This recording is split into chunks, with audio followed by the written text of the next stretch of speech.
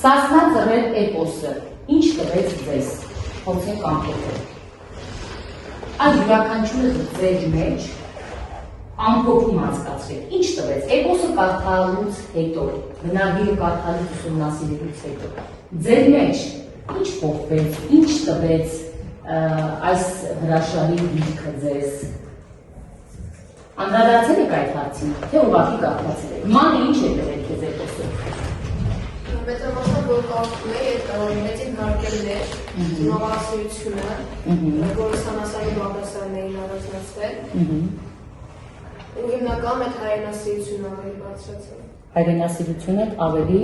բարձրացավ։ Հրաշալի է, ելով կարող է ասել, Մարի դու։ Դե ինչքան էլ վերևում լինես, ներքևում մարդկանց չպետք է մոռանաս եւ երբեք քո սկզբունքներին դեմ չգնաս։ Հիմնականում դա ինձ է։ Մեծին հարգելը եւ ավելի ցածր խաղի մարդկանց չհամտեսելը միշտ իրենց մասին է մտածել։ Ահա, եւ իրենց նշանակություն տալ։ Դա ուշադրություն են դարձնում պատկերներին։ Այստեղ մենք հետաքրքիր նկարներ, որոնց պիտի անդրադառնանք։ Նախ առաջինը ում նկարն է։ Ով է նա։ Այստեղ ում նկարներն են։ Սանասարը եւ Բաղդասարը, ապա այստեղ սաղոր հատվածն է խոսի։ Ադյուծին ձևելու, չէ, ադյուծին երախը մեջտեղից բացելու հատվածն է, եւ այստեղ ունենք գաղթի նկարն է, այո, եւ փոքր մհեր։ Իսկ սա ինչ նկար է։ Ահա, որտեղ ինչեւ այսօր հատված է փոքր մհեր։ Եվ ուզում եմ առանձնացնենք այս հետաքրքիր նկարը, որը դուք ասեք, որտեղ եք տեսել։ Սասունցի Դավիթ կայարան։ Երբևէ ձեր մտքով անցել է այդ ացանի կառուցվածքի մասին հետաքրքրել, իմանալ ով է բնորդը, կամ ինչու է հենց ջրի մեջ։ Երբևէ անցել է, տեսել եք, չէ, որ ջրի մեջ է ացանը կառուցված, չէ, եւ այդ պատվանդանը հենց հայ ժողովուրդն է խորհրդանշում։ Այնտեղ մի գեղեցիկ թաս է, որը հայ ժողովրդի համբերությունն է խորհրդանշում։ Եվ Սասունցի Դավիթն է, հեծած գործին, ձեռքին, Իմիջայլոց բնորդը եղել է ՀԽՍՀ ժողովրդական արտիստ Վանուշ Խանամուրյանը։ Եթե հին ֆիլմեր եք դիտում, անպայման նրա կերպարը ձեզ ծանոթ կլինի։ Նա է եղել բնորդը, իսկ ով է եղել քանդակագործը։ Երևան Քոչարը։ Այսօր մենք ունենք Սասնա ծռեր էպոսի գործողությունները պատմական ինչ ժամանակաշրջանում են ձևավորվել, ով կարող է ասել, Աշոտ տեսնեմ։ Շուտից 10 տարեկան արարական աշխատանքների ընթացքում, երբ արարները նշում էին հայերի։ Այո, իսկ ինչպես էին նշում, Էլիզա։ Ժողովուրդը պետք է վճարել եւ չէր կարողանում վճարել հարկերը, արարները որոշեցին, որ պետք է ճնշման ենթարկեն հայերին։ Այո, պետք է ճնշման ենթարկել։ Ինչպես լուծվեց այդ հարցը։ Էպոսում ինչպես լուծվեց այդ հարցը։ Ման է ասացնում։ Հայերը հարկատում էին Բաղդադի խալիֆին եւ նրանք չեն կարող անփակել այդ հարկերը։ Բաղդադի խալիֆը որոշեց, որ պետք է Գագիկ թագավորի դստերը տանի իրեն կին, բայց Գագիկ թագավորը համաձայն չէր, ասելով, որ դուք կրապաշտ եք, իսկ ես խաչապաշտ, եւ Գագիկ թագավորը կազմակերպեց ամբողջ ազգով մի ժողով, որի ժամանակ հայերի կեսը ասում էին, որ ավելի լավ է հանձնեք աղջկան, որտեղ չեն կարող պատերազմել, իսկ մյուս մասը ասում են, որ ոչ կկարողանան, այդ ամենը։ Լավ, իսկ ինչ որոշում ընդունեց Ծովինարը։ Ծովինարը լսելով այդ ամենը որոշում է, որ ավելի լավ է ինքը զոհաբերի իրեն, քան ամբողջ հայացքը։ Այստեղ մենք հանդիպեցինք զոհաբերության եւ իսկապես իր ժողովրդի, հանուն իր ժողովրդի Ծովինարը գնաց զոհաբերության, այո։ Այժմ պիտի կատարենք խմբային աշխատանք, խմբերը նախապես այսպես արդեն նստել են եւ ուզում եմ դուք ասեք, Ինչ կապ ունի ձեր 4 խումբը Սասնա Ծռեր էպոսի հետ։ Կարող եք ասել։ Ման է ասել։ Քանի որ Սասնա Ծռեր էպոսը ունի 4 ճյուղ, Ենթադրում ես, որ հենց այդպես էլ 4 ճյուղի եք բաժանվել, այո, դասարանը բաժանված է 4 խմբի և սա խորհրդանշում է Սասնա Ծռեր էպոսի 4 ճյուղերը։ Ուզում եմ տեսնել կամ այնպիսի աշակերտներ, որ ուզում են հենց իրենց ճյուղը Սասնա Ծռեր էպոսի այդ մասով կոչվի։ Օրինակ, ձեր խումբը ինչպես կոչենք, Սասնա Ծռեր էպոսի ո՞ր ճյուղի անունը դնենք։ Հենց առաջին ճյուղը Հենց առաջին Սանասար և Բաղդասար։ Սանասար և Բաղդասար, ապա մեծ մհեր, Սասունցի Դավիթ և փոքր մհեր։ Մենք մեր խմբերը կդասավորենք այս քրթականությամբ, մատնանշելով Սասնա Ծռեր էպոսի 4 ճյուղերը։ Բաժանում եմ ձեզ թղթեր, որոնց վրա պիտի կատարենք գործնական աշխատանքներ։ 15 րոպե ձեր ժամանակ է տրվելու և գործնական աշխատանքը պիտի հասցնենք այդ ժամանակահատվածում կատարել։ Ուրեմն թեման ձեր ընտրությամբ է լինելու, հիմա ես նշեմ երկու թեմա, դուք որը կընտրեք, այն էլ կկատարեք։ Մի թեման հետևյալն է, ներկայացնել Սասնա Ծռեր էպոսի տոհմածառը և երկրորդը, ներկայացնել Սասնա Ծռեր էպոսի բոլոր կերպարներին։ Փորձեք ամբողջ ճյուղի կերպարներին, ամբողջ էպոսի կերպարներին անդրադառնալ և դա 15 րոպեվա ընթացքում։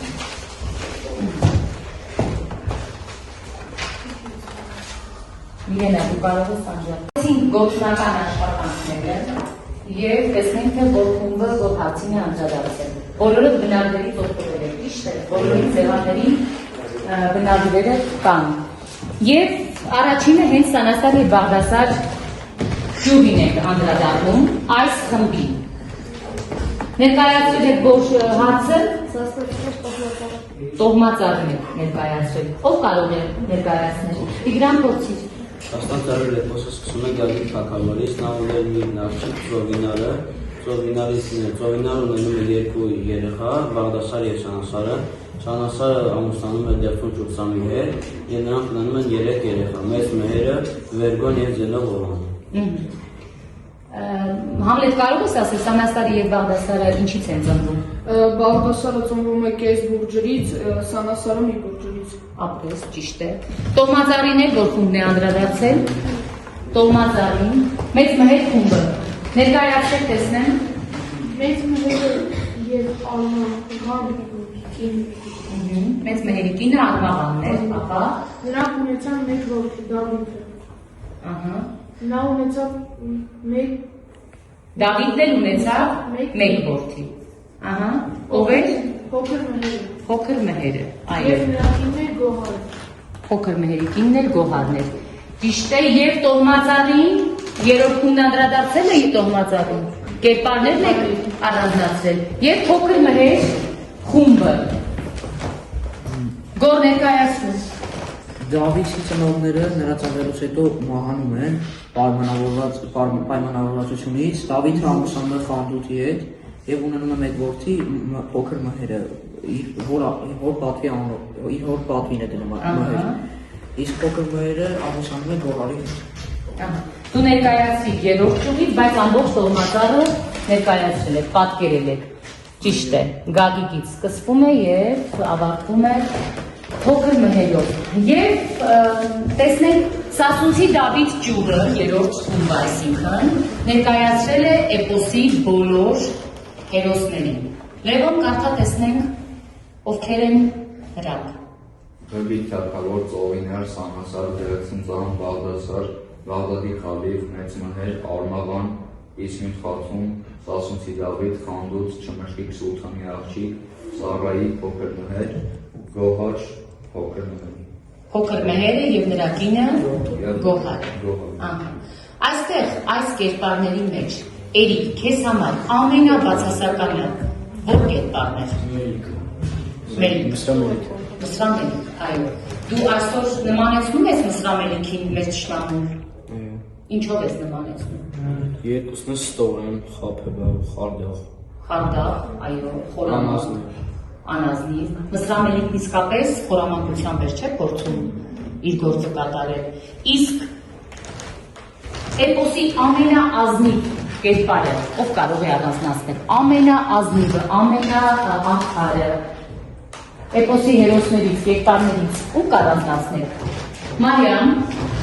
Էպոսի ամենաազնիվ մարդը դա եղել է Դավիթը։ առանց դայի, Դավիթն է, նա ազնիվ էր, խիզախ և բոլոր մարդկանց օգնում էր։ ըստ քեզ Դավիթն է։ Բայց մենք էպոսում բոլոր ջուղերի հերոսների ազնվությունը ընդգծված տեսել ենք, ճիշտ է։ Սանասարը, Բաղդասարը, Մեծ մհերը, Սասունցի Դավիթը և նաև փոքր մհերը։ Ուզում ենք ուշադրություն դարձնենք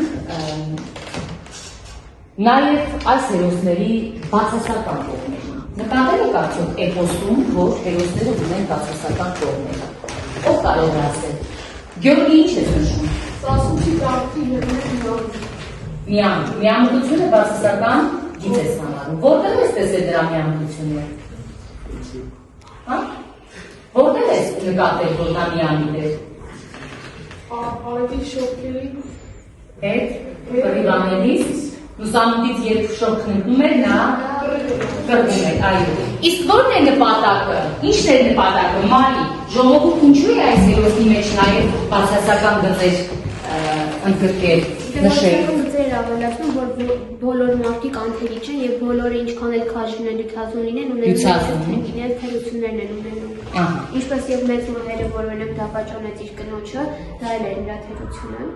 Թերություններ, իսկ մի խաթունը նրան 7 տարի գինովցրած պահեց, չէ, այո, և այո, մարդկային հատկանիշների մեջ, ինչ խոսք, պիտի նաև լինեն բացասական գծեր, որպեսզի կերպարները իրական լինեն, որքան էլ նրանք անիրական կերպարներ էին։ Եվ ուզում եմ նաև երկու կերպար համեմատենք ձեր ընտրությամբ։ Էպոսից որ կերպարներին համեմատենք, որպեսզի նրանց համեմատության եզրերը տարբեր լինեն։ Սանասար և Բաղդասար, ապա մյուս խումբը որ կերպարներին է առաջարկում, Մելիքին ու Դավթին, դուք, Մելիքին ու Դավթին, Մսրամելիք Դավիթ, լավ, ուրեմն մեծամասնությանը մենք տեքստանք և Մարիամ գրատախտակին երկու շրջանակ ես գտում 6 դիագրամի միջոցով, փորձում ենք Մելիք և Դավիթ, Դավիթ և Մելիք,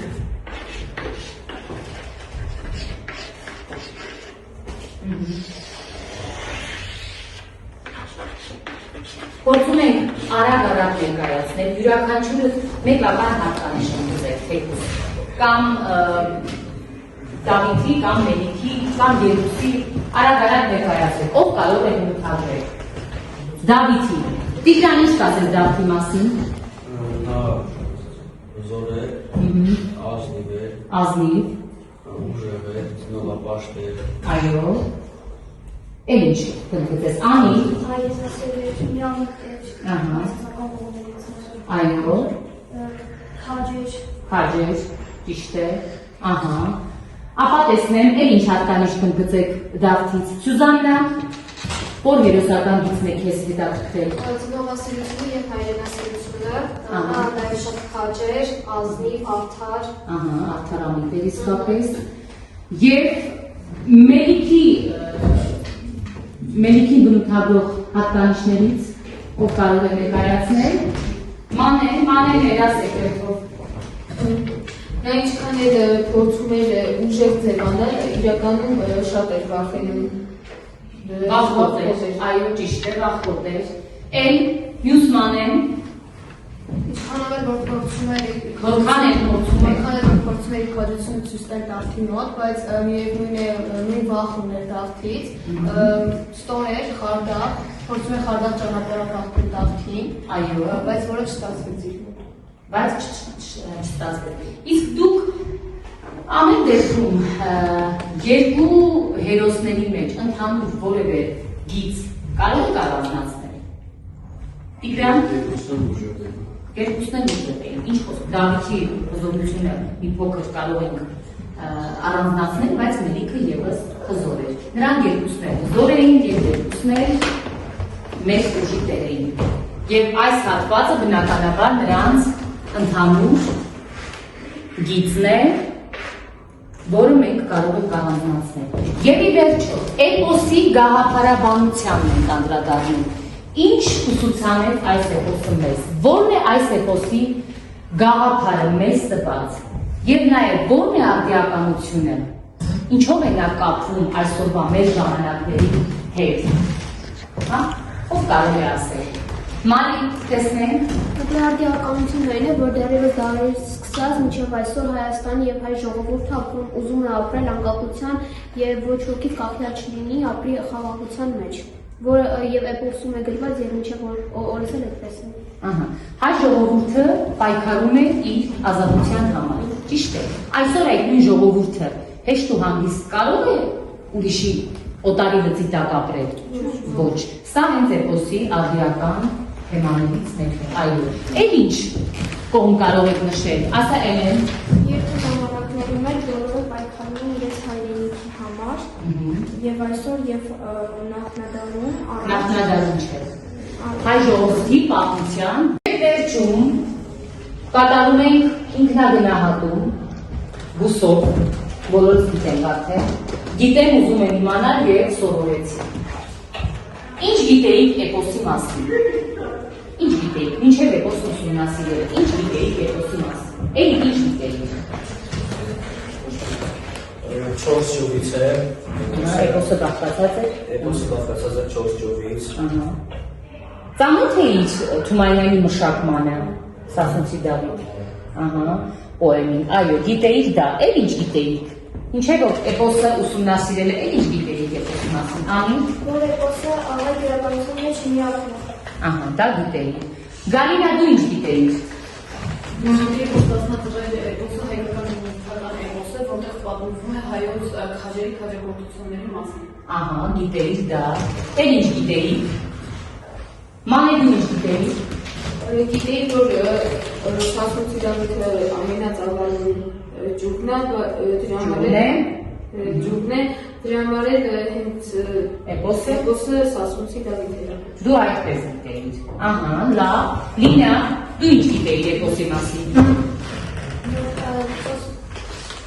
Ստացնած էպոսը գրանցված է ՅՈՒՆԵՍԿՕ-ում եւ այն աշխարհում Եվ էլ ինչ էիք ուզում իմանալ էպոսի մասին։ Տիգրան ինչ է, Սուրեն ինչ էիք ուզում իմանալ։ Իմացա՞ր։ Կարող ես ասել։ Այո, արդյունքին մեջտեղից ձև է եւ կոչվել է արդյունքածը։ Եվ ի վերջո սովորեցիք, ինչ սովորեցիք էպոսը կապելու։ Դասարանի մեծ մասը դրանին է կապվածել։ Ինչ սովորեցիք, Լինա։ ավելի նորապաշտ եւ Հարգել մեծերին։ Կարինա, ինչ սովորեցիք։ Երևի ես եմ ինը, որովհետև բոլոր հերոսները գոթելային հատկանիշներ ունեին, հայրենասեր էին, նորապաշտ, հարգանում մեծերի հանդեպ։ Ահա, բոլոր հերոսների մեջ ընդգծված էր չէ հայրենասիրությունը։ Ձեր հայրենիքի համար պատրաստ եք արդյոք այն քայլերին, ինչ քայլեր որ արեցին բոլոր հերոսները։ Պայքարել, կռվից գալ, թշնամուց չվախենալ, թշնամուն ինչ անել։ Սպանել, այո։ Եվ այդ ամեն ինչը անում հայրենիքի։ Ինչ սովորեցիք, Աշը դու ինչ սովորեցիք։ Սովորեցիք պետք է դուրերի կողքին լինել, ինչքան ուժեղ ես պետք է դուրերի կողքին լինես։ Պետք է դուրերի կողքին լինես։ Էլեն դու ինչ սովորեցիք։ Սովորեցիք ներել նաև այն ժամանակ, երբ դա անհնարին է թվում։ Ահա, անհնարին է թվում։ Սովորեցի միշտ բոլորի կողքին լինել, բոլոր խավերի կողքին լինել։ Եվ բարձր եւ ցածր նկատում ես։ Ահա։ Էլ ինչ սովորեցիք էպոսը կարդալիս։ Այ կանանց կերպարներից ում կերպարը քեզ հետաքրքրեց։ Ծովինարի կերպարը։ Ծովինարը հանուն իր ազգի դեմ գնաց ինչորը եւ որպեսի ազգը չկոտորվեր, նա Բաղդադի խալիֆի Այո, դա հասկացա։ Այստեղ նրա բնավորության, նրա որ գիծը ավելի ընդգրկել ժողովրդի հայրենասիրություն։ Նկատում եք, չէ՞, որ էպոսի բոլոր հերոսները միմյանց այսպես ամուր կապով կապված են հենց հայրենասիրությամբ։ Եթե մեր երկիրը եւ մեր ժողովուրդը ունենա Սասնա Ծռեր Պեպոսի նման հայրենասեր հերոսներ, չէ՞, ինչ կունենանք մենք։ Հզոր հայրենիք, այո։ Էլով է ներկայացնում, թե ինչ սովորեցիք, Գարիկ դու փորձիր, ինչ սովորեցիք։ Սովորեցինը որ Պետք է Պետք է քո